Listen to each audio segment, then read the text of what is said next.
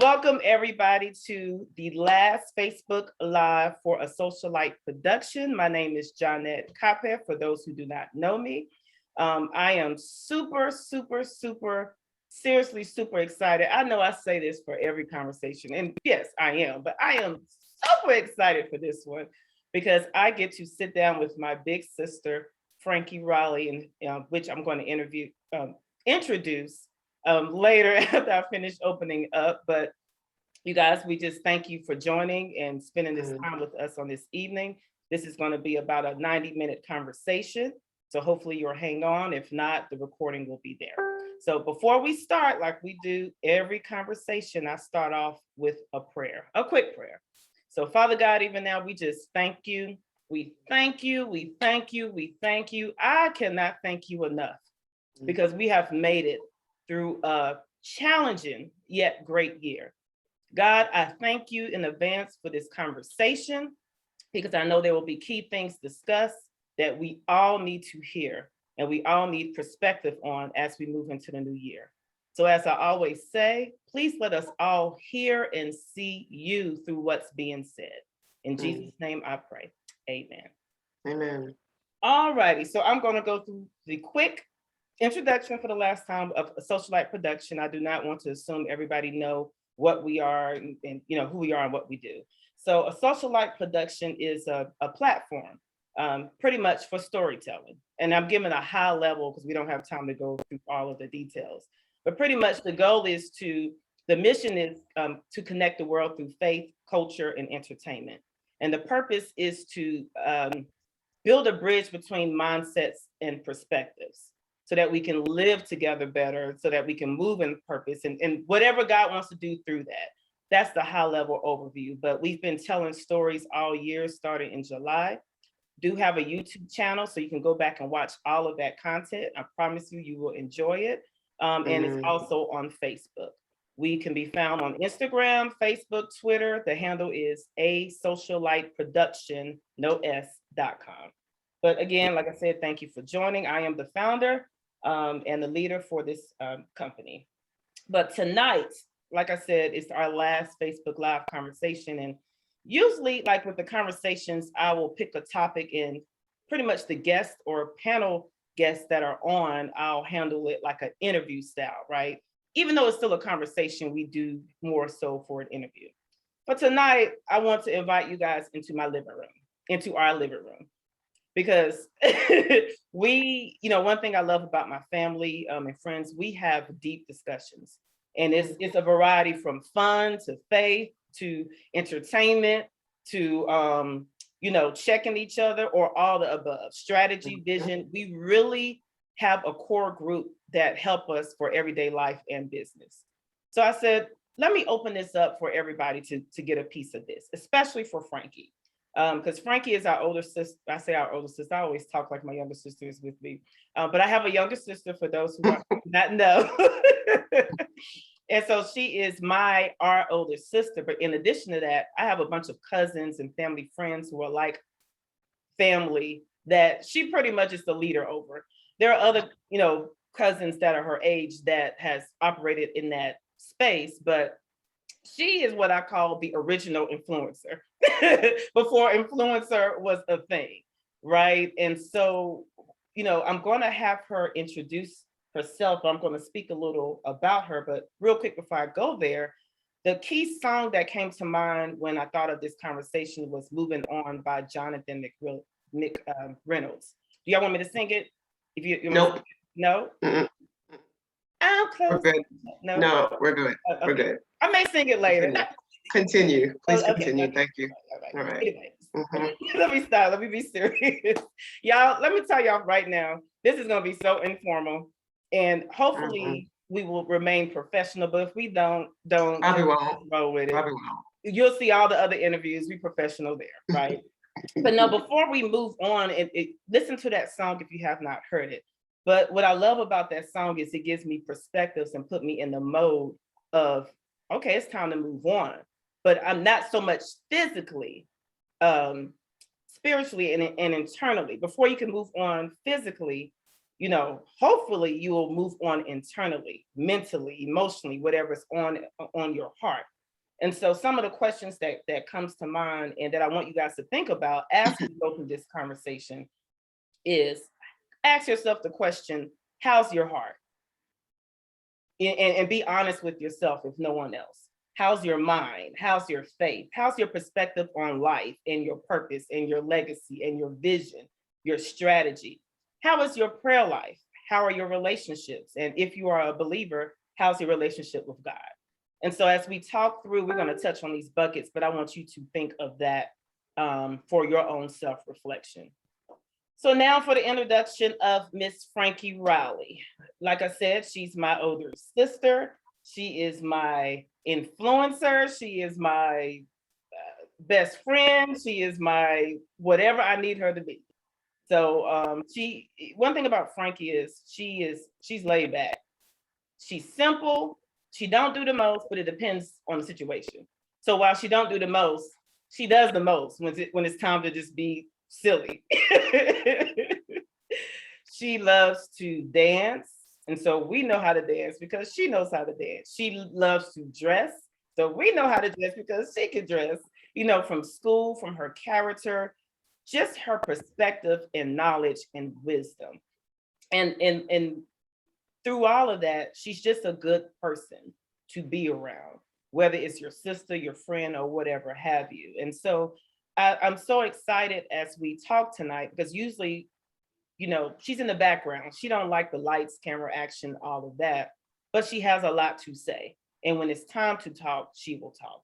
So get ready for an interesting conversation, but I'm going to go ahead and give the floor to Franky to just whatever you want to share with everyone about yourself, who you are, what you do, and whatever else you want to fill in on. Well, after that introduction, all right, so like she said, my name is Franky Riley. I'm the older sister of Janet and Tanya, and the oldest daughter of the one and only John and Mildred Cape. And just a little bit personal about myself. I'm not gonna linger there too long, but I've been married for 14 years to the love of my life. Next year is gonna make it 15 years. And I cannot believe it's been that long, but the love of my life, Lamar Riley. And I have the privilege also of being a personal trainer. And I work with two different personal training companies. One is L&L Fitness. Shout out to Lori and Leah. We train out the Myers Park Country Club. And the second training company is VimFit. Shout out to TJ. And we train out the YWCA on Park Road. And shout out to all of my, and I actually counted them up because I usually don't, all of my 28 clients that I see on a weekly basis, they make it easy to get up at 4 o'clock in the morning to see my first client at 5:30. So, and I really do praise God for what I do and how he's guided me during my career, and that I'm able to actually do this every day of my life. So, and I'm looking forward to see what he has in the future as I move on. See, I did that. See how I would say move on? Yeah, I did that. All right, that's it. Just a little bit about myself. Yeah, as far as moving on, that's going to be the theme of our conversation. Of course, reflections is, but that's going to be inserted. So she actually inserted it the first. She was the first to insert it. So, but oops, sorry about that. Yeah, she told me to vibrate. She told me. See, I told her to put her phone on vibrate, but I did not. So hey, I was just using the example of what not to do when you're live, So hopefully you learn your lesson, Frankie. You put your phone on. But excuse me, I'm talking to you. Let's go. Okay. All right. So we're gonna go ahead and get started. But before we get deep, I kind of just want to just do a high level overview of 2021. Like, I guess I'll ask, how would you describe this year? Or how did this year feel for you? Obviously, as we all know, there's a lot that's going on this year, like a lot. And it's actually been going on for a couple of years now, since 2020. Everybody was ready for 2020 to be over, and then 2021 happened. But like we've talked before, honestly, if I'm being like real honest, after 2017,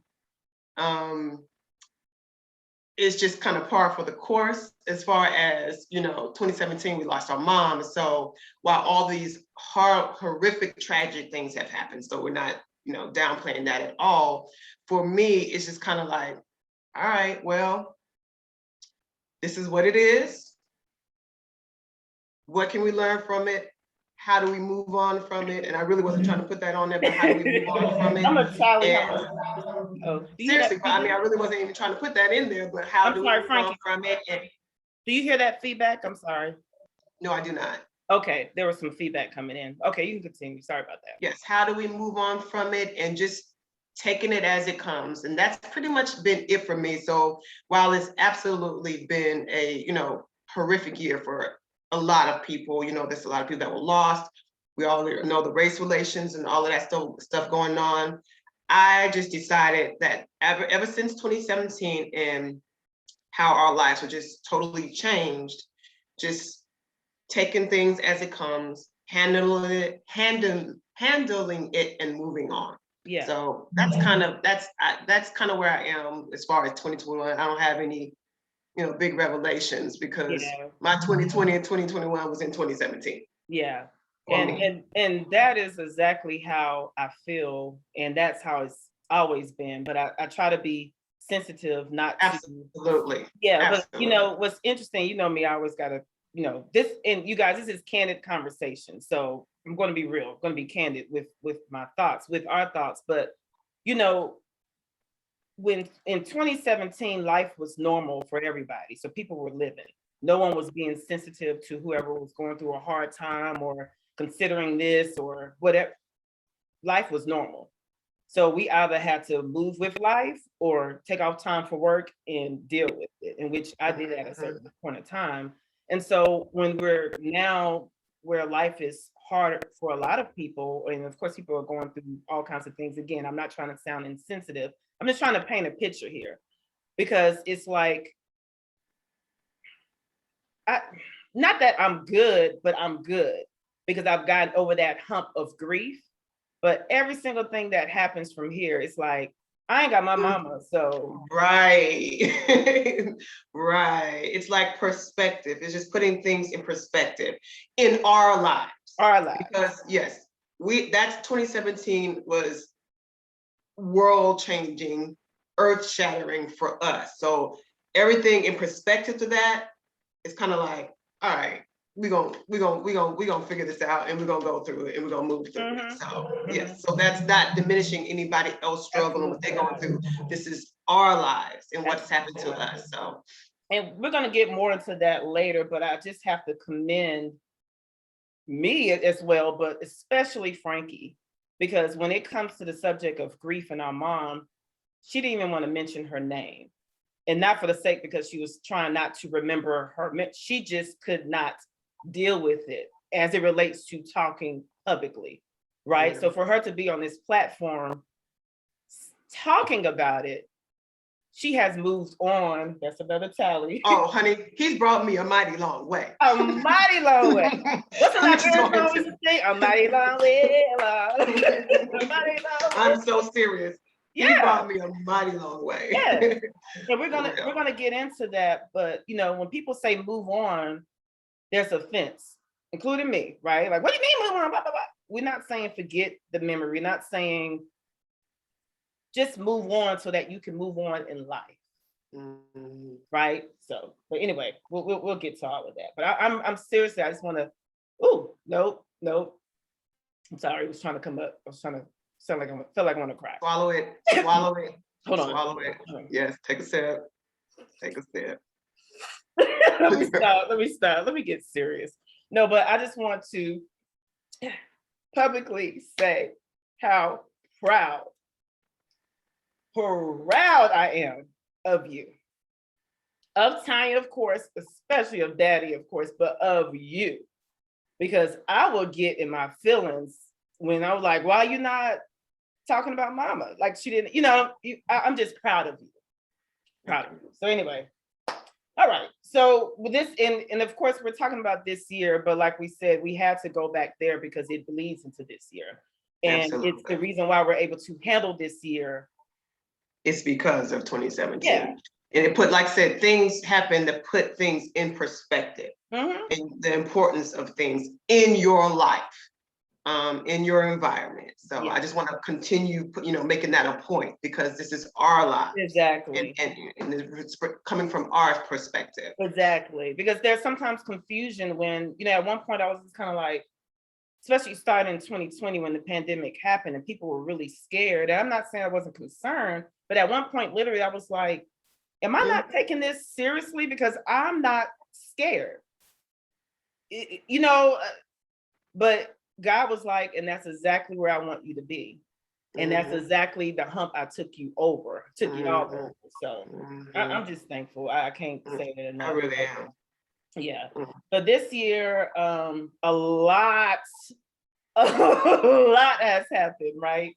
And before we go into all of those buckets, I want to talk about this platform, because this platform, well, I established it last year, but it was birthed this year. I put it out this year in July, and I had no clue, because it originally started as a consulting company. God was like, yeah, nah, I need you to go this way. So while I still, do that, but he wanted me to use it as a platform. So I am one, people who know me, I'm a connector. I love to help people win. I love to tell stories. I love to paint a picture. He said, now do it virtually for the world. And so starting in July, I started in July with the first conversation in the middle. And actually, Frankie was a part of that. And I started in July because that was that's the month of Liberia Independence Day, right?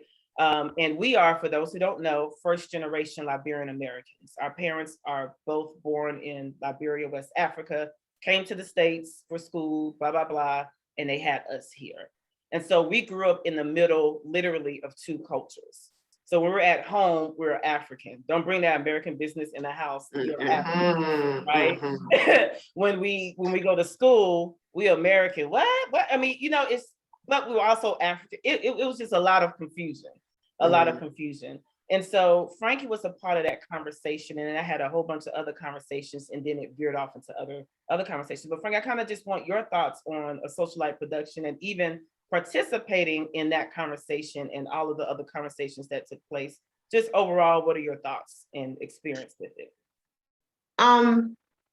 So then I guess it's my turn to say that how proud I am of you in regards to this. And this is not this is really serious, because, well, this is like going into like different things, but especially launching this platform during your big assignment, and the strength it took. And I know it's his strength, but you have to choose to tap into his strength while this was going on. So just how proud I am of you for your growth during this journey of a socialite production. And I can see growth and maturity and getting more polished each video, or excuse me, each conversation that you have. So I think it's an excellent platform. And I look forward to see what's next, what's going to stem from this. But I haven't seen all of them, but I've seen most of them, and I've enjoyed everyone that I've seen, and I've enjoyed seeing your growth in each conversation.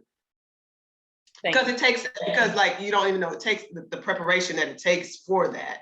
And I see her preparing for it, and I see her, getting ready and getting to that, mode, that Jenna mode. I know the face. I'm like, oh, whatever. Oh, so that's what we at right now. Okay, let me be serious. Let me be serious. Don't be telling my business. Okay. Everybody that know, For those that don't know. Oh, I'm sorry. But no, seriously, like it's very impressive to see your growth. It's very impressive to see that you're following the direction that you were given. And I'm really proud of it. And I'm really proud of everything that you have accomplished in this short amount of time. Thank you. And you guys, it takes a village, and my sisters definitely have been that village. My dad as well. My dad, he's not into all of this stuff. Daddy be trying to do his business and go watch CNN or listen to African music, right? But he's watched, now I know he hasn't watched every conversation, but he's watched a lot of them. Like even yesterday, he thought the conversation was yesterday, so he was trying to run from what he was doing to catch it. But all of that, it just really makes me feel good. But even if no one was doing that, I still had to do it because it was a charge. It was an assignment. And it was so hard because I had to be vulnerable and put myself out there. And as we're talking here, we're going to go get into the next section of big assignments.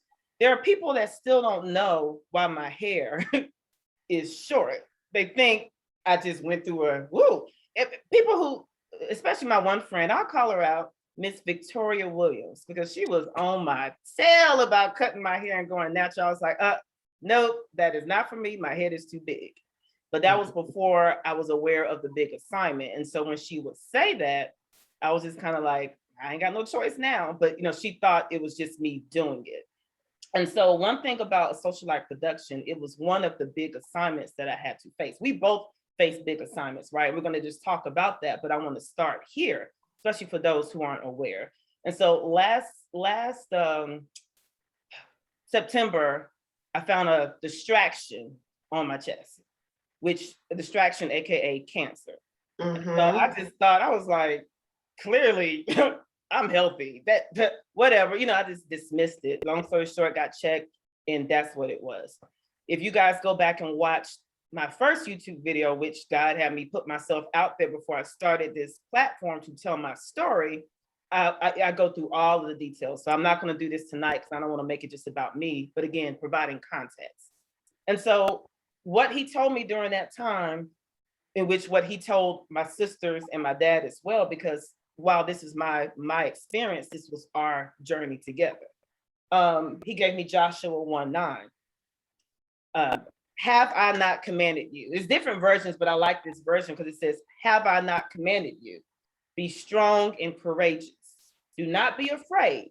Do not be discouraged. The Lord your God is with you everywhere you go. And I can always hear God in my ear, have I not commanded you, when I start punking out. But when you talk about cancer, don't say punking out, say being human. Being human. That's why we are not God. Touch on that. Clarify that. Well, sometimes we act like if we don't respond a certain way or always 100% perfect, it's punking out is, well, it is a weakness, but we're human.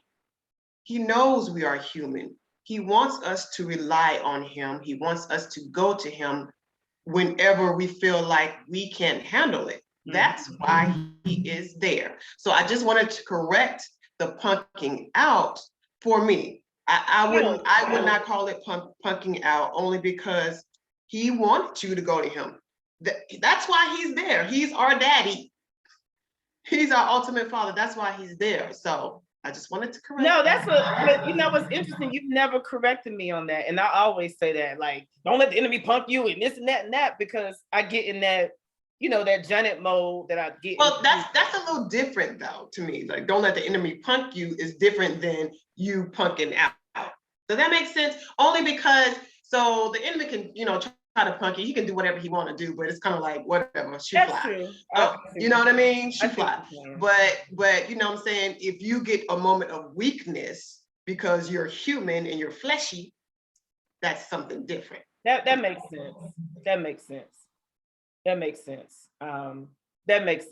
So thank you for that correction, because it's a perspective that's needed as we go forth in faith. But long story short, because this is a long story, watch big assignments to go through. But the key thing that he told me was that I'm safeguarded. He said, this is not about your health. This is about your mind. If you can get through this mentally, you good. When I went to the doctors and, I had it removed. I'm cancer free, by the way, just in case anyone's wondering. But when they did the test, the genetic test, this, that, there was nothing, right? So I'm getting mad. I'm asking questions. I want them to make it make sense. And I'm like, well, why do I have, literally, I did that. Why do I have this? And God said, why are you asking questions you know the answer to? I told you this is not about your health. This is about your mind. And so with this proceeding, had chemo, all of that, terrified, he kept reminding me, you're safeguarded. He told me to launch a socialite production. Sis was bald head. Sis didn't have any eyelashes or eyebrows. What? Have I not commanded you? Be strong and courageous. So this, go back and watch Big Assignments, but I had to tell that because this is, and while Frankie was saying why she's proud, you guys need to understand that, because y'all don't understand the level of insecurity I had sitting here. I don't wear wigs. Now I do really good weaves, but I don't do wigs because I just feel like they don't look natural. And I'm speaking that out my mouth, whereas the wig that Frankie, big sis, in the clutch, found for me. That wasn't me. That literally wasn't me. Who was it in? No, listen. When I was instructed, even before this to Google, I can't even remember what I Googled, something about wigs. I literally heard him say, Google wig making the show. I don't even know what I Googled. No, I'm gonna give her credit in case she watches Lux Glamorous Wigs. Yeah, okay, that's the name. It was the cancer patients.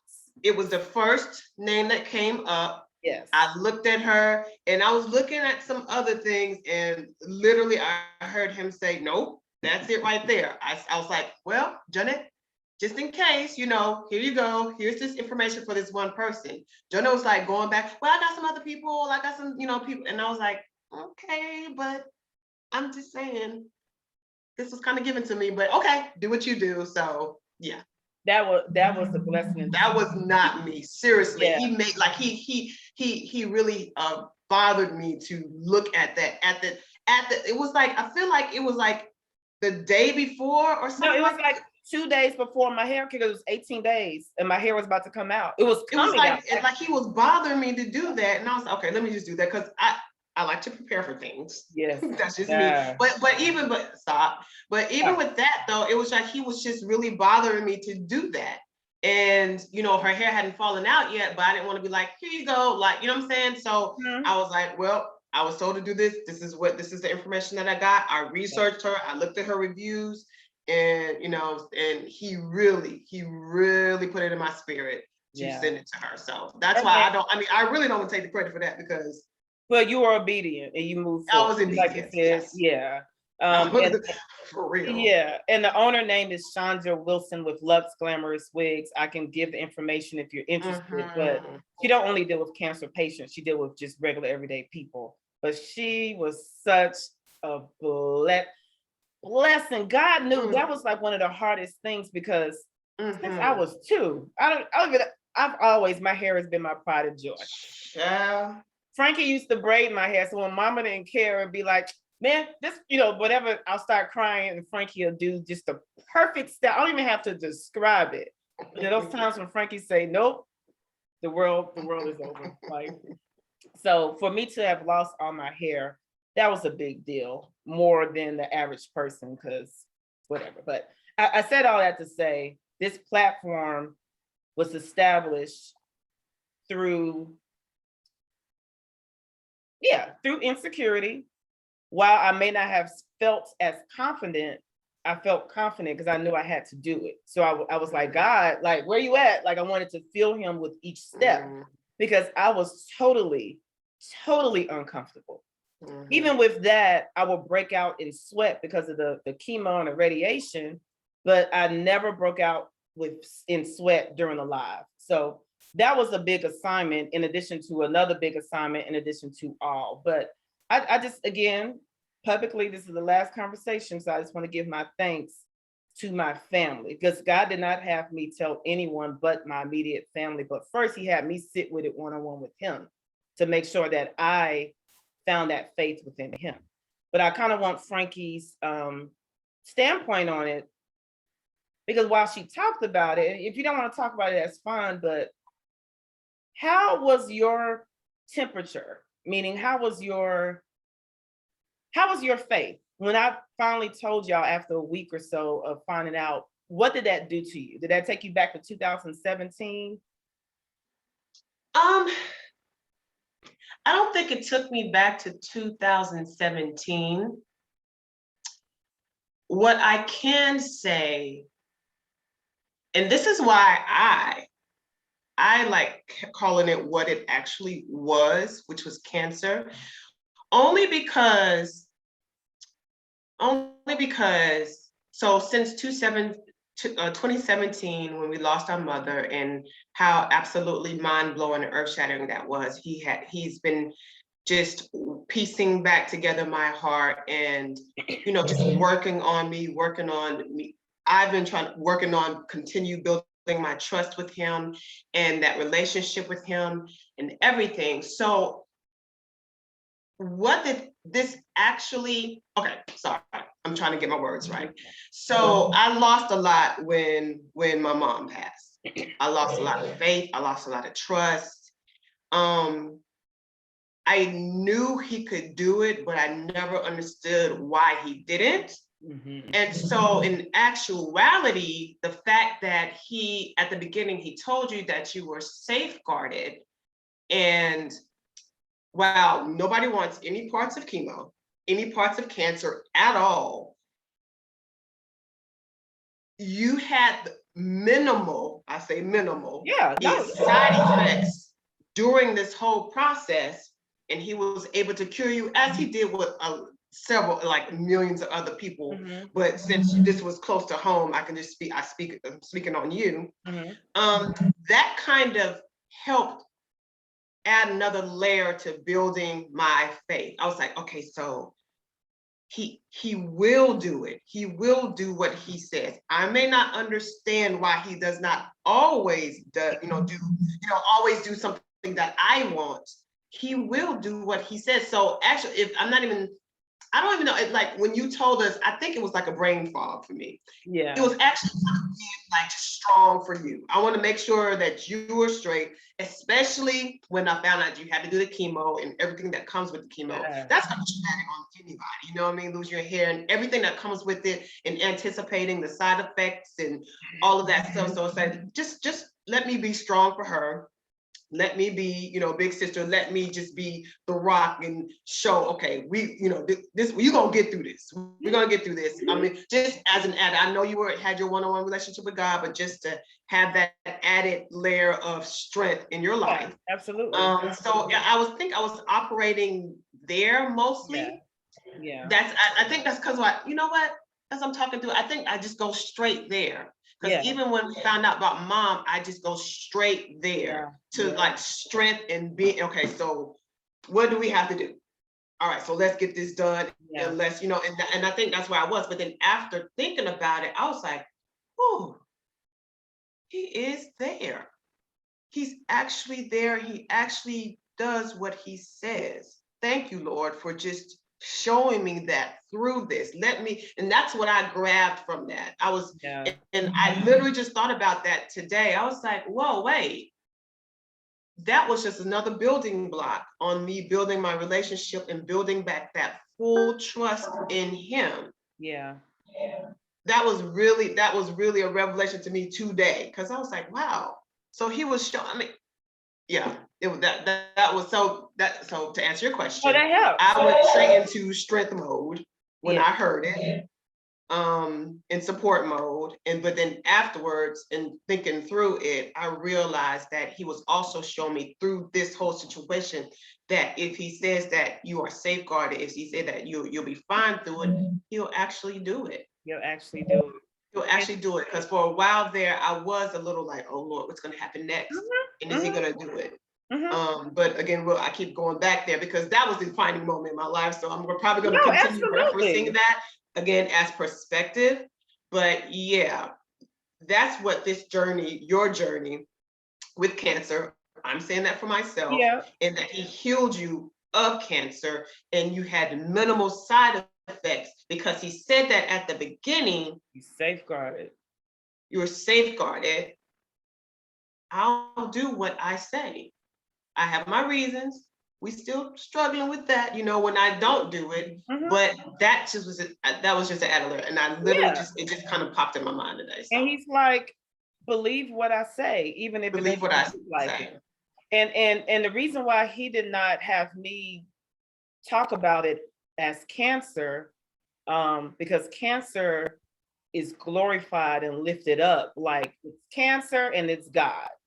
And I can understand why people think it's a lost cause, because so many people have lost their lives. But imagine you losing your mom to cancer, a different kind, but it was still cancer. And then God talking about you got cancer. Right. What? Now, even if he would have said, if he didn't tell me I was safeguarded, he would have given me some word to stand on, right? And so whatever word he gives you, whatever the answer, you do it. And so my situation was, my distraction, my assignment was cancer. Other people's assignments, one was COVID, one was depression, one was married with a new baby and you're trying to find your identity as a wife, as a mother. So while people think blessings, like, and that's the whole thing, single versus married, married versus kids, no kid, it's all a big assignment and it all comes with something.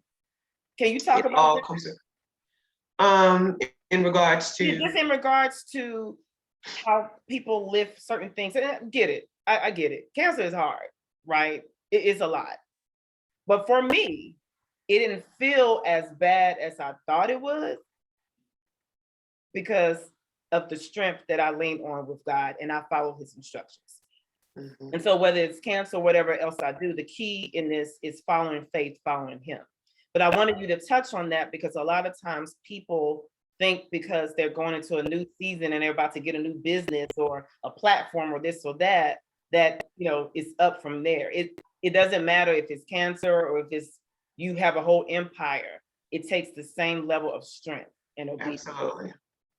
Absolutely. I mean, you said it, like every level, every step that you take, it's going to take different sacrifices. It's going to come with its own issues and its own problems. And whatever that is your big assignment at that time. So there's not one, we're talking about, cancer, we're talking about all these other things, but if that is your issue, if that's your problem, if that's the assignment that you have to take on for that day, for that month, for that year, it's your big assignment. And every move that you make, whatever that looks like, is going to come with that. Because we're living, we're living. There's going to be problems, there's going to be issues. And like you said, but how do you maneuver through those problems and those issues? Who do you lean on to help you maneuver through those problems and issues? What's your mindset through those problems and issues? What do you see? Do you see yourself getting past those? It's a process. So I think every person needs to figure out, I guess, what your weakness is and recognize when that starts coming into place, so that won't block where you're supposed to move, block you finishing the assignment, and start working on that. Does that make sense? No, that definitely makes sense. Definitely makes sense. We have I was about to move on, but we have 2 questions that came in. Okay. And it probably maybe more, but I'm trying, y'all. But since we're talking about the assignment, someone asked, was there a time when I would, I don't even know if I want to answer this because I'm getting emotional. Thanks a lot, cousin. Who did it? Who was it? No. It's a good question. And I'm going to answer it. Just try to get, because, my makeup is kind of nice. Markia, you see how it's looking tonight? I don't want to mess it up. She said, was there ever a time I will talk to Aunt Mildred, which is my mom, Mildred, and have an added layer of assurance after? Watch big assignments. I talked to that. I don't even know if I mentioned that a lot, but yeah, I could feel mama's. I don't know how this afterlife works. I don't know, but I know the Holy Spirit had her presence there in many ways, in dreams. This scarf that I have, another scarf downstairs, this is her scarf. she was around, not only for me, but for my family. And I could just sometimes just hear her in her sweet Liberian accent. I am so proud of you. Oh, I did talk about this in there. Mm-hmm. And there was a day, and for that question, there was a key moment. And I don't know if Ebony Stubbs is watching. I've been trying to get with her one-on-one to tell her. I don't know if she knows yet, but I had my photo shoot for my 40th. I turned 40 this year, and it was also a branding photo shoot. And while we were out there, while I was on my way there, it was just a lot I had to go through, but I was calm. People who know me, I may kind of, maybe be a little dramatic sometimes, depending, just depending, but I'm sorry, are you looking at something? Oh, nothing. Oh, okay. But I was calm. I have grown, I've matured. So I'm on my way there, and I'm rocking I Got It by Pastor Mike Jones, just happy, ready to go, even though I'm an hour late. And God had me put her scarf on my driver's side. And I don't ever hear anything like physically, but it's like in my head, it was so loud as if like the person was in the room, and I heard she was trying to say, Janet, I am so proud of you, but I stopped her at so, because the waterfall was about to come. I said, no, it's no. But with that, it's like, wow, mama, she's not here physically, but she's here in the spirit. And she's proud about what she's established. She's proud of the legacy of faith and of power. And if y'all knew my mom, she was a woman of prayer. And if y'all knew my mom, I always like to use the term luck if you buck. That's the term we read about, but don't play with Don't play her. Don't play her. Yeah. You don't want that smoke. You don't want that smoke. Even now. You don't want that smoke. You don't. Okay. And so I can just feel her in the spirit going to war, like behind God, like just troubling him. And so, cousin that asked that question, yes. Whenever you felt slightly anxious or this, yeah, it was a mix of emotions. And again, I don't want to this wasn't even supposed to stay here this long, but obviously this is how it's supposed to flow. But yeah, it's always a mix of emotions. It will either bring joy, it'll bring peace, it'll bring tears. It may even bring anger sometimes, or all the above. But it wasn't that feeling like I had in 2017 of hopelessness, of bitterness, of anger to the point where I don't want to hear anything about how good God is because he took my mama. That's what I used to say. That's not my perspective now, but he took my mama. I was angry. Yeah, absolutely. I didn't even want to talk about it. Like she said, I didn't even want to talk about it. So it was 2017 into 2018 was a tough year. Yeah. And so the second question was for you, Frankie, but I asked it before it came through. So as far as how did you handle the news of what I was going through, whatever. And so I want to move through, because in the midst of all of that, COVID was going on. So anxiety was trying to, like, God said, nope, you safeguarded. And I had this door, and it was literally like this, because when you have cancer, and I say apparently, real quick, Frankie, I keep hearing a ding. Your computer is plugged in, right? Your battery? Yeah. Okay, no, I just wanted to make sure. I didn't want it to cut off. So apparently, and I'm saying apparently, your immune system is supposed to be compromised. And so they're saying all this stuff, COVID going around, people getting sick, the flu, this. So at one point, I was just overly protective, overly sanitizing, overly doing everything. And yeah, you're supposed to do that. But then God said, did I not say you were safeguarded? So while it may look silly to others that you're going outside and running and doing this, you're doing things that I've instructed you to do, because this is not about you. This is about what I want to do through you. And that's why he had me not say anything. But I just kind of want to talk about COVID, just in general, especially Frankie, you're being at work, and actually our dad had COVID, right? And it's not a secret anymore. We just didn't publicize it. But when I came out of my surgery from removing the cancer, I woke up to the news that Daddy got COVID. So now I don't know, because I was around Daddy. So I'm like, you funny. Right. You're funny, bro. You are real funny. Real talk with him. Yep. But in addition to that, Frankie, kind of just talk about just the whole climate about COVID this year. And of course, it started last year and it's all bleeding together, but just what are your thoughts? Well, like it's obviously it's a real thing. It's a pandemic. We're in it. We've lost a lot of good people from COVID. But again, I just have to keep going to my perspective on it. If I could get through, I think the overarching theme here is if there's something that has shifted your world and put things into a certain perspective for you, everything else under that totally changes. And I feel like I keep going back to that. And I want to make this a more interesting conversation. No, but it's bad. Do all of that, but it's like, what was my thinking before? I thought what was I thinking before that? Because everything is just kind of that's like the baseline of everything.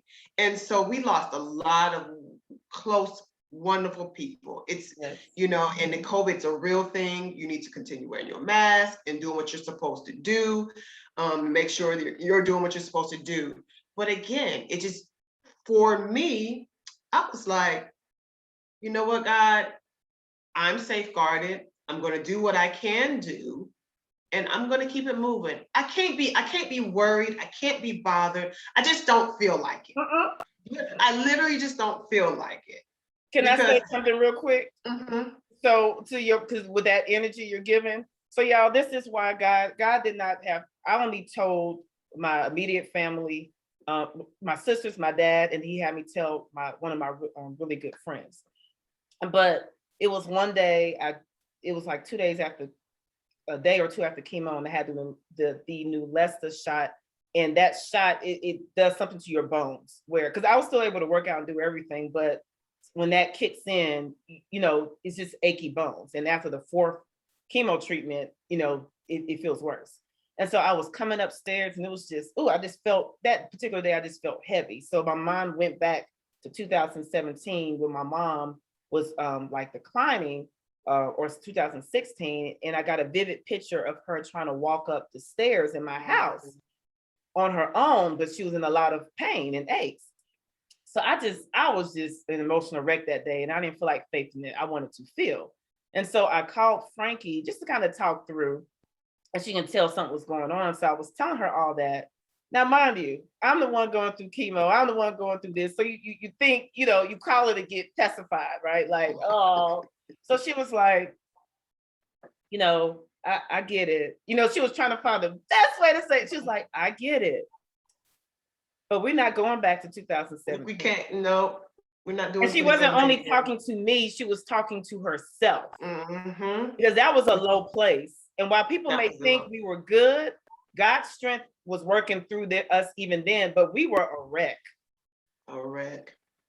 So when she said that, I was on the phone. First, I got the little nuck in my spirit, like, what, and then I stopped and I just started laughing so hard, which that lifted my whole mood up. And she was laughing, but it wasn't a laugh like, haha. She was like, we ain't going back there. We're not. We're not.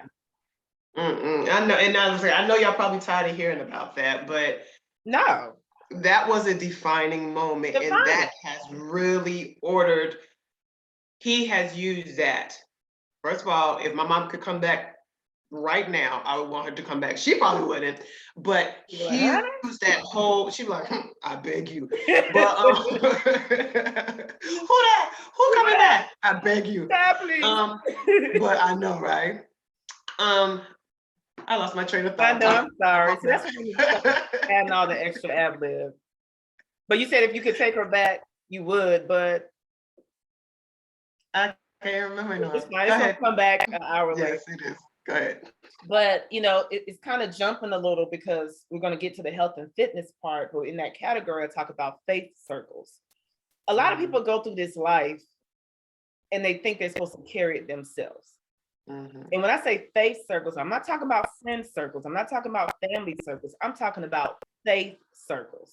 So whether they're your friend, whether they're a stranger, whether it's somebody you specifically get up for prayer, that's what I had / have. Actually, I had it all my life, but in this season of faith that I'm in and this perspective, there are key people I need around me that are on that. When I say on the same level, I'm trying to act like I'm on a level and nobody can sit with me, but on that faith level, that perspective that will keep me accountable. And so kind of talk through that, Frankie, in reference to just having that. You have a lot, I don't know if I will say a lot of it, but you have different outlets. Yes. Well, I have a little group of faith circles and well, just one group of friends. No, shout out to Julie, Angie, Simone, and Tanya's. But no, you call them up. If I were to call them up right now with anything, I needed some prayer, I needed some encouragement, they would do it. And then that's my friend faith circle. Then I have my family faith circle, and we call them the line. You know who you are. And I think that is absolutely important. So if you do have those weaker moments and God places that person on your heart to call, they can encourage you. And it won't, sometimes it may be to kind of be like, okay. Sometimes it may be like, nope. We about to do this. This is so it just depends on what you need. But still having that foundation of those people that's going to be there for you, that God's placed in your life, and you know that they're going to propel you forward, not take you back. Yeah. And the thing about those people is God placed them there. And so God is going to speak through each and every one of you for each and every one of you at the time you need. And so mind you, the line that Frankie's referring to, a family faith circle, and I just don't feel like sitting here calling names for that, but none of them knew but Ty and Frankie. And then he had me tell one of them because he wanted her to play a special role. But there were things that were said or scriptures that were sent or just conversations. And I was like, God, can I tell them? Do they know? Don't say nothing. So he used them during that time to be a resource for me. And that's what people don't realize. You know, I was having a conversation with a family member the other day, and I was just like, just give it to God. And Frankie had to correct me on that. I'm gonna have her speak. And not necessarily correct me, but break that down. Because we get what that means, right? But what exactly does that mean? How do you give it to God? So well, that's why I was asking you the question of if somebody's in a, low place. And I think you said that family member said, well, I don't know how to do that. Yeah, like how do I even do that? And that's why I think that's what's missing when we say that. Sometimes because we are at and I say certain level, please don't mean like you said, we forget sometimes, and we'll say some things like it's just like that. But sometimes people just literally do not know how to get out of the place that they're currently in. So it's about rewinding and going back and trying to make those pieces connect for them as much as you can. And not just like, give it to God and open your heart to them. It's got to be a way that you can kind of connect with them, or at least guide them in the right direction so they can try to connect the pieces. So instead of saying, well, okay, let me go back. Going back to 2017. Well, actually, this is 2018. I know. I'm sorry. Oh yeah, I had to, go through therapy, because it was a hot mess. And I wasn't trying to hear nothing about God. I wasn't trying to hear no gospel music. I didn't want nobody to say no scripture to me. I'm not trying to reminisce on the good times with my mother. I wasn't trying to hear all of that. I didn't want any of that. And so I looked up a Christian therapist, and I found this awesome woman that I didn't think she was gonna be able to handle me, but sis handled me a little bit. But what she charged me to do, and I say, okay, so since I'm here, I'm just going to do it because I'm here, right? And I need help getting out of this place because I do not know how to do this anymore. So in my case, it was, she said, what I want you to do, every single time I want you to put on a sermon and just let it play. I'm like, oh no, because they're gonna put on that gospel music, just let it play. I just want you to, whatever you can, I want you just to let that continue playing and playing and playing, and let that just penetrate you. And I was like, whatever. So I played it on, and most of the times I'm side-eyeing my radio, like, whatever. But eventually, that started just kind of cracking through, along with a lot of other things, with my faith circles, with my everything else, and God just working on me.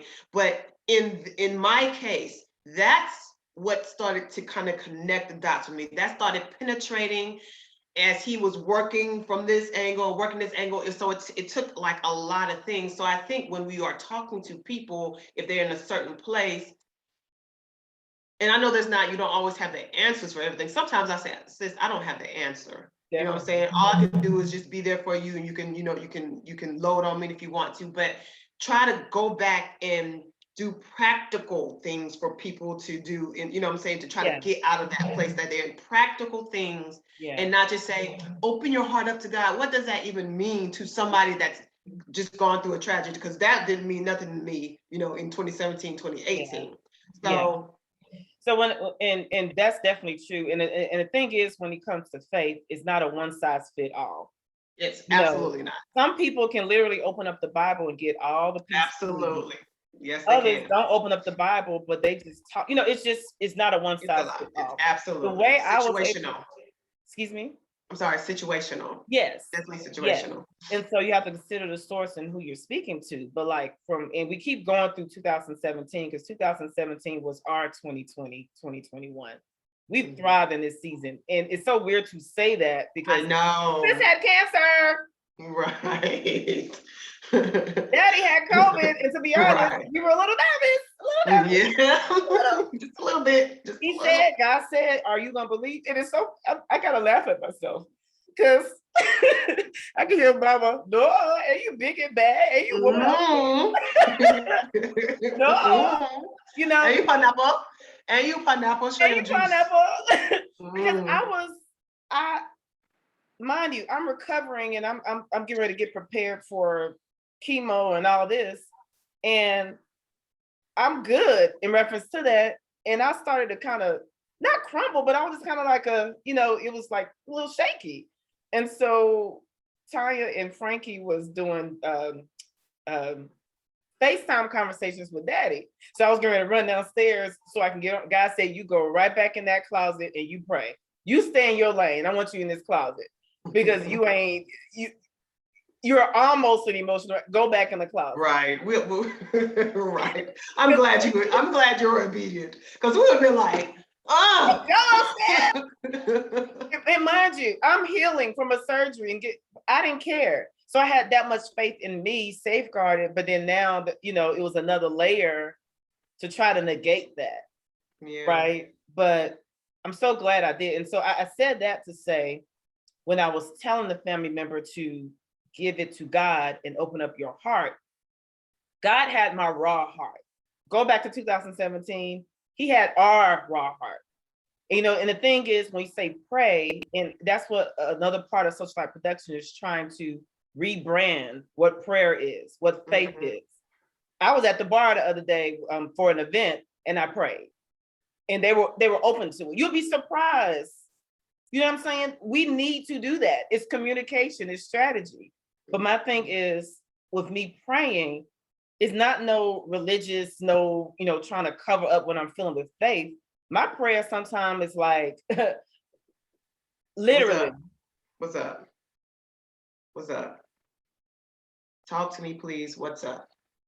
Or my prayer is, Holy Spirit, fill up my heart so I can hear you and feel you, because it's hard right now. Or my prayer may be quoting scriptures. It's not a one size fit all. Sometimes it's all encompassing, sometimes it's not. And there's sometimes I did it, I didn't feel it. Now when I do it, it's literally like somebody is pouring water to fill me up, right? But it doesn't always work like that. I think the problem with faith is people lack patience allow that relationship to develop and work where you can hear him and see him and feel him. And that's the thing, it's going to take work. Like the therapist is saying, just you're gonna have to work this. You're gonna have to play that stuff. You're gonna have, if you do nothing, nothing's going to change. Literally, if you do nothing, nothing's going to change. So if you want to develop that relationship, just like any other relationship, you're gonna have to cultivate it. You're gonna have to talk to him, even if you don't even feel him. You're gonna have to, you know, do what that takes to start building that relationship. Because if you just sit there and say, well, you know, I don't feel anything, or I don't do this, then you're never going to, because you're never going to get that closeness with him. And that's what, that is no magic, there's no magic to it. And sometimes you're not going to just be to open your heart, because what does that mean? What does that mean? How so do you you're going to have to take steps. And then, so again, I'm a step-by-step person. So what's that first step? What's that first step that you need to take to start having him feel up that you open, I mean, showing you how to open up your heart, or being connected with him. So it's all about taking steps and doing the work, no matter what that is. Taking the steps and doing the work.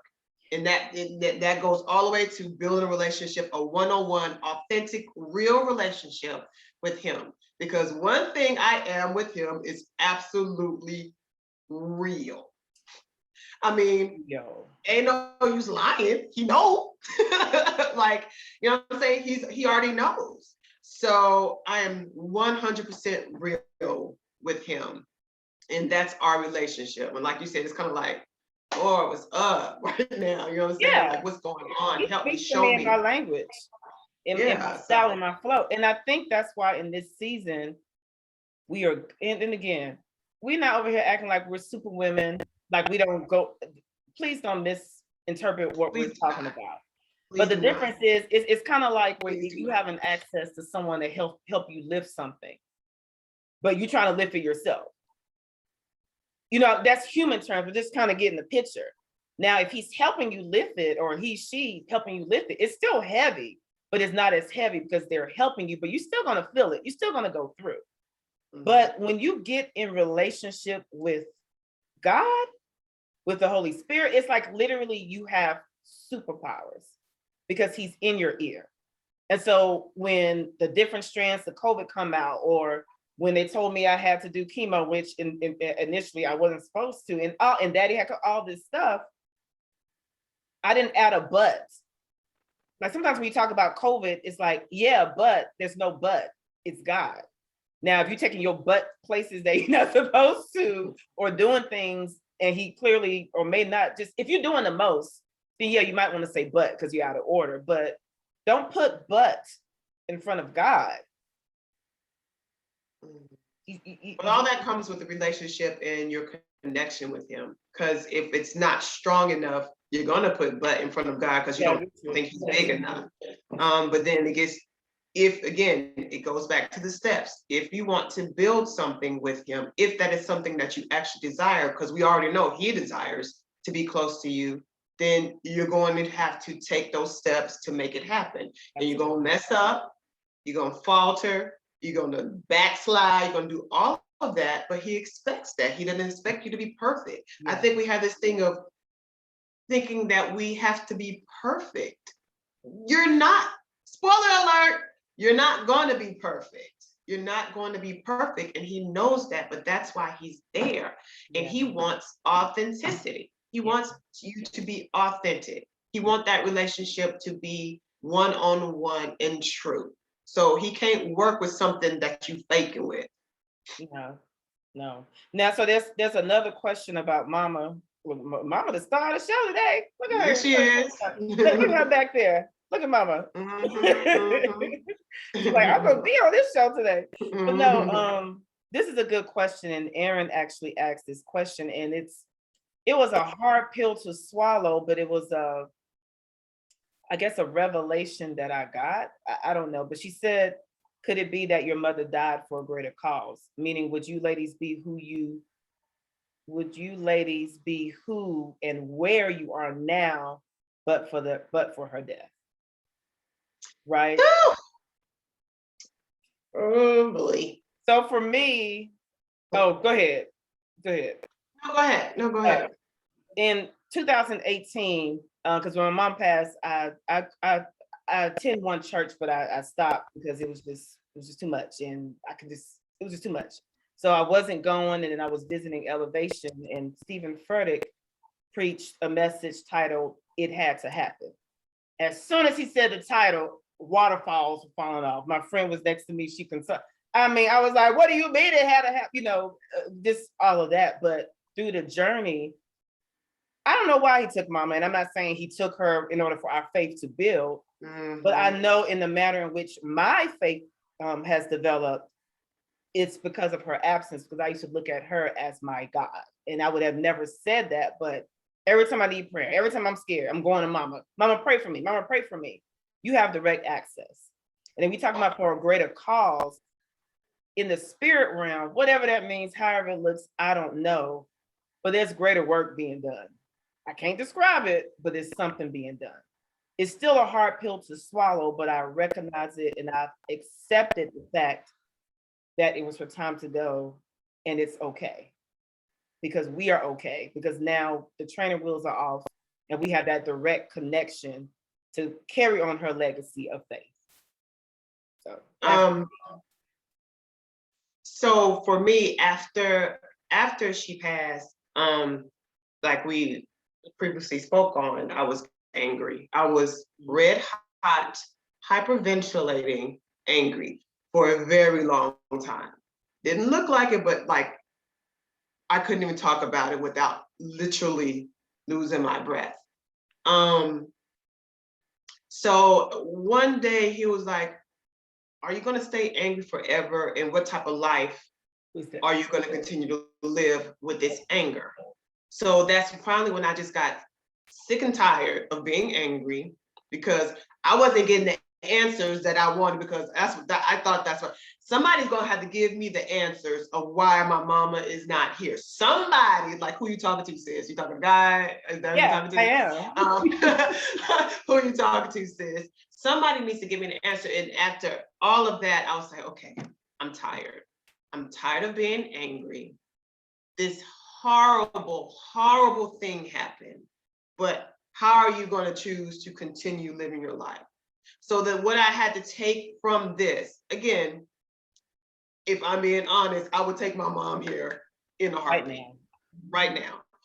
But since it did happen and she is not coming back, how do you choose to move on from this situation?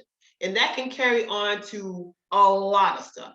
Any type of tragedy that happened in your life, you can choose to stay there forever and be miserable forever, or you can try to take something from it and move forward and grow from it. So after all of my anger, and still during my questions, because I still question. I still have a question about it. I still have a little bit of anxiety about it, because I'm being honest with you all, because again, you already know. Yeah. So I'm still he's still working. That's why I told her that, you know, the Jeanette's journey kind of just added another layer to that, because I'm still walking through that. But I chose to move on from that and try to grow from that. So I think it's just, for me, getting to the point of, okay, my mom's not here. She's not coming back anymore. It's time to figure this out so you can actually live out the rest of your days. Because just like everybody always said that I did not want to hear, your mom wouldn't want you. Of course, I know my mom wouldn't want me feeling this. That's when the curse words gonna come. Please don't say this like, to me. But that's the bottom line. You know that she wouldn't. And you don't want to live like that. Yeah. You know what I'm saying? That could lead to depression. That could lead to a whole bunch of other stuff. And I didn't want to leave that. I didn't want to live like that. I didn't want to potentially leave that legacy, because we are her legacy. Yeah. So that's what I took from it, and that's where I got to where I am now. So I kind of drew that from that tragedy. And I think everybody needs to choose how you move forward from tragedy, whatever that looks like in your life. You know, we talked about on the Facebook Live with Wilma, with Identity Crisis, and with Markia, with Love Is. And as you're talking, even as I had a flashback, because I just wanted to curse everybody out, no matter what they were telling me. So angry, like so angry. but I feel so free now. It's so much better. Whew. Like, I feel like I can breathe. I still, Mhm. every day I'm kind of like, dang, mama ain't here. Mhm. Mama. Like, But seriously? yeah, but I still feel free. I don't feel bound in anger. I Absolutely. can listen to God. Like, the enemy knows how. Absolutely. How you not want to listen to gospel? I was not, it was a friend one day, he had checked on me and he asked me the question and I wanted to get upset with him, but it was something in my heart that God was like, no, listen to him. So he recommended 2 songs. I was like, okay, whatever. But that was the start, the door, opening door to me, because well, y'all don't understand, we were in the hospice room and we were playing our favorites. You know, God is intentional. God made a way. I mean, we singing. Shout with all of them. Just Now sis, she's on her way out of here. She's like, would y'all wake up so I can go? And so all of that brought memories, and it made it hurts. Yeah, it was, yeah. But again, you had to get to the point. Sometimes when I'm going through things or going through adversities, this is how I deal with it. Like, this is okay, but I literally just get tired. I'm like, you know what? I don't feel like being angry anymore. So, and I literally get to, I don't feel like thinking about this anymore. Let's make a decision. Let's go. Let's do this. That's just kind of how my brain works. And I got to a point that I was tired of being angry. So again, me in steps, I went to step one. What's step one that kind of pushed me towards, towards feeling free. So I know exactly what you're talking about, that weight of anger is off your shoulders and you feel so much better, so much lighter. Your head's not feeling tense and tight and all the time. And I mean, I was going around, not going around cursing people out, but when you hold on to stuff, there are little situations you'll blow up over. Like my poor friend, God bless me with some good friends. Because, they understood. I'll go somewhere, it's hot out here, I don't want to sit here. It's kind of like, okay, we can go inside. I mean, had nothing to do with them. Yeah, and I pull away. So I wasn't really saying, I pull away and I'm just by myself. Yeah. Please don't bother me, anybody. Yeah. Okay. I probably won't respond to your text, but thank you. So it's just. And the thing, and I guess the reason why it's like every time I try to get off this conversation is pulled back because our 2020 and 21 was in 2017. Yeah. But we're just telling y'all how we got through it and why we're able to thrive. And I'm using thrive, not saying it's perfect, but we are above, like we're swimming, right? Versus feeling like we're drowning. And there's a lot of people who feel like they're drowning, whether it's from COVID, whether it's from whatever it is, relationships, everything. And so somebody, Victoria asked the question, and I don't necessarily care to kind of give timelines because then you have that expectation for yourself and it doesn't work like that. No. She asked, how long did it take for us to get to where we weren't angry anymore? And I guess mine from 2000, the end of 2018, 2019. But when I tell you there was work, like I had to, 2017, I'm not gonna, give all the details, but I was just like, I'm good. Like have great. Here's the thing. I didn't care that much. Where I was like, I hope, not I pray. I hope you have grace on me. But I'm about to do me because I don't understand what you did, why you did it, and it's not because just he took our mom, but he told us. It's things that he told us. So it's like you playing mind games. Like, what is this faith thing even about? But we had it wrong. And so I did me for the whole 2017, and I thought I was having a good time, but I was really, God said, get it all out your system, all whatever you want to do, because when midnight strikes 2018, it's me and you. And I'm going to show you what faith is and is not. And so from that journey into 2019, some part of 2019, that's when I became at peace with mama not being here. And I wasn't angry. Still grieving, but wasn't angry. How about you, Frankie?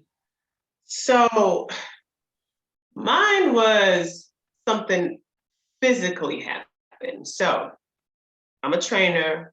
I sometimes teach group exercise classes at one of the places that I work. And so I've been teaching group exercise classes and training for years now.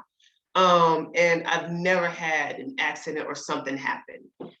At this time, I had been going to therapy and had been, everything else had been kind of fall in line. I was still holding on to anger. And well, as far as the timeline, like Janet said, there's no set timeline because even when I was going to therapy, I was getting better, but then sometimes I would slide back. Sometimes I'll be high, sometimes be low, sometimes in the middle. So I don't think you can't, like you said, you can't put a timeline on that. It's about your journey. Yeah. But anyway, so I was teaching this class.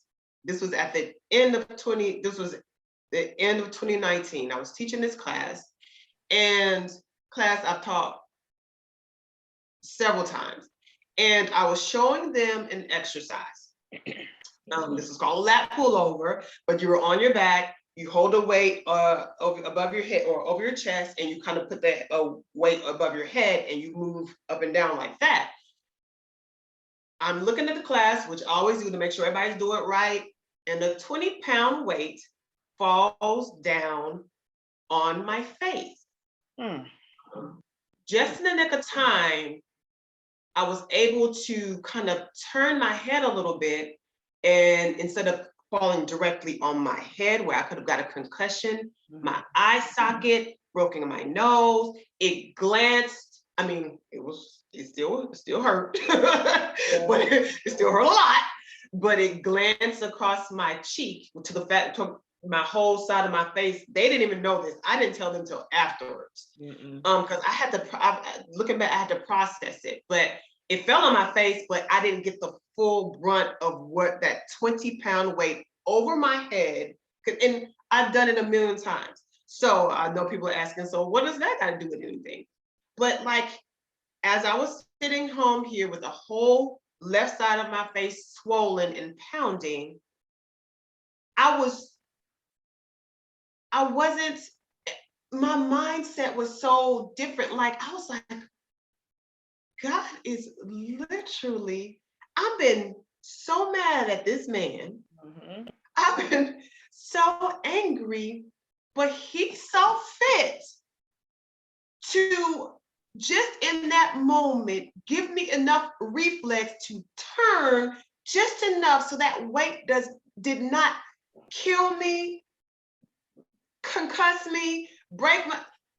I said, wow, like I really, and I'm sitting there like, and I feel like I should be feeling so sorry for myself. My mama not here, my face swole up, I can't go to work. But it did something totally different. It did something totally different. That was the turning point in my life. There's this scripture that I love that just always warms my heart. It's, where can I go from your spirit? Where can I go from your presence? If I go up to the heavens, you are there. If I make my way in the depth, you are still there. If I rise on the wings of the dawn, if I settle far out on the sea, still you are there with me. That scripture, every time I hear that, I'm like, no matter what we are going through, how mad we are with him, how angry we are with him, he is always with us. He will never let nothing happen to us. So that actually was my turning point. And I decided to let that anger go. I said, okay, God, Lord Jesus, we're gonna walk through this journey, because if you could see fit for something like that, and I've been literally ignoring you for the past year and a half. All right, I can rocks with this. Let's go. Let's do it. Let's go. That was my turning point. And that is my scripture. Here's the thing. We thought we weren't talking to God because the way we've been taught to pray, we weren't doing that. We were fussing, we were angry, we were ignoring, even though he still heard our heart and what we had to say, what we were thinking. And so while people may think they don't have a prayer life, you do. It just looks different.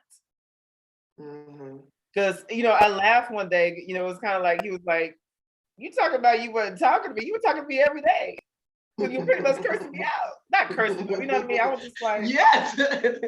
like, move.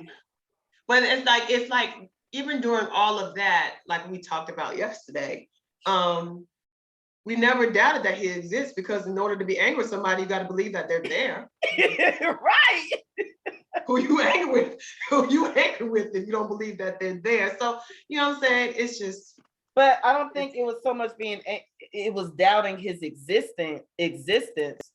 What made me even more angry is you exist, He was there. and you allowing this stuff to happen. Think about 2020, how we lost Auntie Cap, and then her husband and this person and that person and that person and that person. And again, it still wasn't for us, it still wasn't 2017, right? For us. But it's still layers of stuff.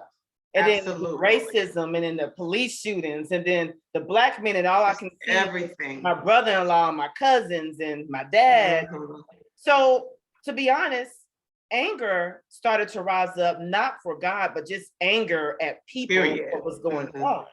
And so one thing, we talked about this at a friend's house, because a lot of times we vent, we complain, we talk about racism, we talk about haters, we talk about, for me, bridging the gap with the African culture, being in the middle, how Africans are left out, or by, whatever the pain point is. Okay, how long are you going to talk? Can you put some action behind it? And so that anger, for me, it fuels something. And that's when, that was the starting point of birthing the Socialite production. I also have Fellas Connect, where I took a bunch of young Black men, because I said, let's talk, because no one was talking. And when I called them to talk, I didn't ask them how they were doing. I said, how's your heart? It's like I got them in a corner. When you say, how's your heart, is different from how you're doing. So there was an outlet, there was a need. And I actually did a Facebook Live with three of them called Fellas Connect. It's on my YouTube if you want to check that out. But it was therapeutic for me, but it was therapeutic for them, because God was troubling my heart. And he said, that's fine, you can keep venting and talking, but you can be an answer. And you will birth something in them to be an answer. And people who hear about what you're doing, they, talk about what you talked about the other day, where we all have a platform, we all have an outlet, no matter how big or small, there's purpose there. Absolutely. Just as you said, everybody has a purpose, everybody has a job, everybody has a place in this, if we're just talking racial, in this racial fight. There's no task too big or small, right? Long as you're taking action, whatever that looks like in your environment. She, built, the Fellas Connect and the Socialite production and all of that. I have something that I had, what I call is a walk and talk. Yes. At the places that I work, I'm the only brown spot there. And I'm okay with that. But I feel like I'm supposed to be in those places so I can bridge the gap. So I'm tasked with it. I know some people's like, I'm not trying to teach people how to do that when they can say, I'm not. So that's fine. That means that you need to be somewhere else doing something else. But I feel like that's what I'm tasked with. Not even necessarily teaching, like bridging the gap. I like that better. Because after, while all of this stuff was going on, I had one-on-one walk and talks with several of my Caucasian friends and co-workers. And we just talked through things. We just discussed things. Questions were asked. I heard their perspective. They heard my perspective. And I was the spokesperson for the Black people. And of course, I told them, this is not my experience. Every person's experience is different. I didn't have some experience that somebody else had, and I don't have the emotional connection to some other things. So there was definitely levels. So I don't want to speak for all Black people, but I did offer them something that they could kind of take to their friend group, and hopefully start changing mindsets, because we're not going to begin to claw our way out of this a little bit if we don't start changing hearts and minds. And everybody plays a role in that, no matter, and we need to stick together and work as one in whatever purpose and role we're going to be playing in this. Continue doing that and continue being unified. Yes. Let's not fight in front of company. Okay? Let's not fight in front of company. So if you have a problem with something that somebody's doing or not doing, you go to that person and you talk to them. But let's show a unified front, and how whatever your role is in this fight, that's what you do. That's your strong suit. I'm not gonna be out necessarily marching. Definitely not in COVID. That's not I was like, well, bless them. It's COVID. It's about 50 million of them in there. Bless them. That was not my lane. And that's fine. My lane was where my lane was, my sisters and everybody else. If you want to be a social media activist, be a social media activist. We need that too. If you want to go paint the street, go paint the street. If you need to be in a city council meeting, you take your group of friends or whoever, go to city council meeting. You start changing laws. You start talking to your white friends. You start doing this. We all can play a part in this. And we're going to always have to continue doing this till there's some movement. And that's just how I feel about that. I feel like there's nothing to, now again, if you have a problem, if you think somebody need to be doing more, pull that person to the side if you can, and you go like that. But let's unify and let's just work together on this, because that's the only way that we're going to begin to see. I mean, that's how we were able to get here, even though I know we still got ways to go, but we were life was nothing like this, right? Life was nothing like this. And I think because, obviously, you know, if we're talking about race relations and everything that's going on, they shooting our young brothers in the street and stuff like that. But back then, you couldn't do nothing, like literally, or you would get hung, tarred, feathered, like their lives literally every single day depended on it. Not that the lives don't now, you know what I'm saying? But it was a different level. Yeah. It was a totally different level. You walk outside, if you look at somebody that was a different color, different, you could get killed. Yeah. Like literally killed. For nothing. Go ahead. Go ahead. It was a cut. Sorry, I didn't mean to cut you. No, but the difference between then and now, in which I pray that we can find a way to get to that point where it's not just one leader. It can be different leaders in different groups. Well, let's strategize. Let's mobilize. Let's do things that make sense. Let's get to the government. Let's learn laws. And everybody, like you said, is not going to be there, but there are key people that can be there that can go back and share them. Absolutely. We got to do life different, y'all. Whatever that means. I don't have the answers, but we got to do more than just talk. We got to. Especially and bump heads with each other. There's got to be some type of, again, if you're gonna have your group of friends get on social media and post blah blah blah Monday through Friday, okay, your group do that. If me and Janet want to go and start changing these laws, that's what we do.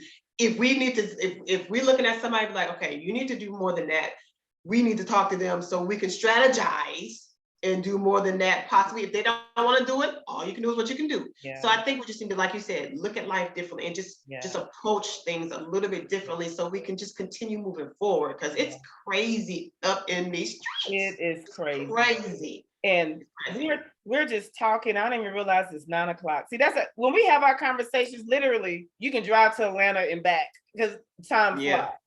And if y'all can rock with us about 10 or 15 minutes, if you got to go, it's recorded, you can catch it. But I don't want to cut it short because this is my platform. I don't have to, right? I just think this is really good information. And Frankie is talking, so I want her to talk because this doesn't happen every day. So about 10 or 15 more minutes, we'll wrap up. But I'm going to move. I still have more in this bucket that I wanted to cover, but we'll move on to the last bucket of moving on, right? And so I just want to. I'm not trying to be corny, but this song is just awesome. And I want to just read a couple of verses from the song. One part, what you want me to sing it, Frankie, or you read it? I think we're good. You sure? Okay. So he says, I'm closing chapters. I'm turning pages, glory to glory, and from faith to favor. And then he says, I'm moving on. I'm moving on. I'm getting older, so I'll keep it straight. It hurts to let go, but it hurts more to stay. I'm moving on. He says, I know that my rear view cannot compare to what God will do in my life. I'm forgetting what's behind me. I've finally decided I'm moving on. He says, my mother taught me. She taught me well. Forget your failures. Forgive yourself. I'm moving on. And just three more key points I highlighted. Forgetting what's behind me, focusing on what's inside me. I'm moving on, Christ ahead, and never mind, that's too much. And the last part is I'm moving on. Without your power, I'm a nightmare. And so y'all pull up that song and listen to it. It ministered to my heart and soul, because as we're moving into 2022, or even moving into the next year, into the next day, the next minute, the next moment, before we can move on physically, we got to move on here and here. And my prayer is that we all will be intentional about working and repairing our hearts, whatever's in it, whatever the method, therapy, prayer, work, whatever it is. But I want to ask Frankie, as it relates to moving on, what does moving on look like for you? And what are you moving on to or from, or however you want to capture? You don't have to answer that specifically, but moving on, how does that look practically for you? Well, as far as my continued healing, I'm moving on, again, those layers that he keeps putting on, that's just continually building my heart back through different circumstances, through different testimonies. I'm definitely moving on to a better place, to a fully complete place, where I can 100% trust him. I'm probably like maybe 95-ish, but he keeps working, he keeps building, and he's patient with me as I continue building. It was 4 years this past March, so I'm still working through that. So I'm moving on, I'm moving through that. As far as my career, he's been ordering that things from the very beginning, and I feel like he's working, he's about to do something. So what I've been doing since I started was just getting prepared for that move, whatever that looked like in my life. And I don't know what, I'm just, every time I get that feeling, he was like, all right, time to get prepared, we're about to do something. And that's what's gotten me to the point where I am now. And so that's what I'm continuing trusting, believing is going to get me to wherever that next level is, or that next move is, I should say. I know my real. I was about to sing it though. No, okay. Can't compare to what God will. Lord, I wish I could put it on. But no, that's it. And moving on is moving on from the lies that the enemy tells you that you have to be perfect. So because I said I'm moving on doesn't mean that the residue of whatever is not going to come with me, or the thing is not going to come with me, but I'm moving on to making it comfortable, to having a home. I'm moving on to full confidence in Christ. For me, I trust him 100%, but that's not every day. Some days, again, with the cancer, I trust him 100% because he proved it in so many ways. But then when my dad got COVID, if you worry, sis, do you trust him? No, you don't. I think it probably dropped to 80, then it went to 90, then 89, but moving on to full hope and confidence, moving on to being comfortable in discomfort. And that is key, because as we excel, as we elevate, it's not going to always feel comfortable. What I did this year, it was uncomfortable, but I did it anyway, right?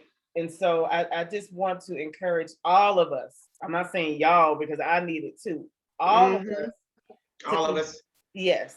Before midnight strikes tomorrow. I'm not saying you're going to turn the switch, you're going to be fine. Oh, I'm about to get emotional. Just when I say open up your heart, Give God your raw heart, whatever it is, whether it's right, wrong, indifferent. Give him your heart and say, here, fix it, do something. Show me. Just be honest. Be honest. Lord, I do not know what to do. Lord, I do not know how to get out this rut. Lord, I feel a certain type of way. I do not know what to do. I need you to literally help guide me. Holy Spirit, help guide me because I don't know what to do. Keep talking to him real. Just keep talking to him real. Show him your real heart. Talk to him real. I don't know what to do. I don't know what to do. Please help me, Lord. Yep. Please help me. Show me. Guide me. Direct me to somebody, something. I don't know what to do. I'm stuck. And he will step in. He will step in and it will start to make sense. It won't be a light. Some people might have a light bulb. Some people, 4 years later, I'm still building. It might take a little time, but he wants you to be real with him. You don't take nothing else from this. Be real. First of all, he knows anyway. That's number one. But just talk to him real, because that's what I do. Your real feelings, your real emotions, open and raw. He can handle it. He made the whole world. I think he's got some tough skin. You know, so that would be my little last thought on that. I know my real. Oh, Jesus. Can't compare to what God will do in my life. I wish I could sing because I would like just blow. But that's the energy. So everyone that has been on this platform this year, everyone who has participated by watching, by sharing, there is something God wants y'all to do stepping into 2022. That's next level. Ask him what that is. But we have to stop thinking small. We have to stop shrinking. We have to start living bold in whatever purpose he's called us in. Period. So I'm excited. I really am. I would sing again, but I think I'm, Thank you. That's enough. I That's said enough. stop. Thank you. Anyway, but thank you. I just want to keep talking, but it's 9:10. I said 10 to 15 minutes. So we'll wrap up. But everyone, I just want to say thank you for rocking with the Socialite production. And I know y'all not rocking with me. It has to be, you're rocking with God, but you're supporting me still, but it's all him. All of this has been all him. Thank you. Next year, it's going to be next level, whatever that is, however that looks, just stay tuned. But just thank you. And I pray that as you guys are moving on, that again, you move on here and here before you cross over. And I also pray for all of those that are grieving. Yes. Whether it's because there's some that lost in 2017, there's some that's fresh, and you're trying to figure out life. It does get better. It doesn't get easier, but you get stronger, which is what makes it easier. You want to add something on that before we close, Frankie? No, that's pretty much it. You get stronger. Just if I'm using personal training analogy, as my clients get stronger, I give them a heavier weight that they have to carry, so it can break that muscle tissue down and continue building that muscle. We don't want to sometimes have to go through that. They complain, but at the end, they're thankful because now they are stronger. Now they can handle that weight. And I think that just translates to just regular life. And that's it. Yeah, I've cursed her out many times. And some days I was actually like legit mad. But then when I start seeing a difference, she'll just look at me. I'll be like, oh, Frankie, guess what I get? But working out is directly related to life. Yeah, it really is. It really is. Whew. It really is. Frankie, thank you for this time. I knew this was going to be awesome. I knew you was going to I knew you was going to share, but I didn't know it was going to be on this level. So I'm just really thankful because you've come out. You've expressed what you've been through and how you got through it. And there's people that was waiting to hear from you that probably broke something in them. You know what I mean? And if I'm being honest, I was not, this is not something that I do. I'm not uncomfortable doing it, but I just don't do it. Yeah. And when you asked me to do it originally, I was like, but I felt it. Say what? I say you sure did. You almost brushed me off, but yeah, I almost brushed you off. But I was like, I felt a pull, and that's what I'm operating in. If I feel like I'm supposed to do something, I'm going to do it. If I feel like I'm not, I don't. And I felt like I needed to do this, maybe even just for me, to take the, to get this stuff out, because I, like I said, don't really express it like that. yeah. So thank you for being obedient and asking me, because I probably would have always stayed in the background, which I'm good with. I'm out for that. But thank you guys again. I hope everybody have an awesome night and an awesome new year. And Happy New Year. Happy New Year. I would love to hear y'all stories about how you moved on. So you can hit me up on my DM and on my social media page, or email me info@asociallightproduction.com, because these are stories that we will continue to tell into next year. But thank you guys. God bless you. Good night. Frankie, let's do our selfie and then we will close out. You ready? The last selfie of the year. Do not embarrass me, computer. Ready? Do it again. One more. Thank you, thank you, thank you. Frankie, please stay on. I'm gonna end the live and I'll connect with you after. Good night, everyone. Okay.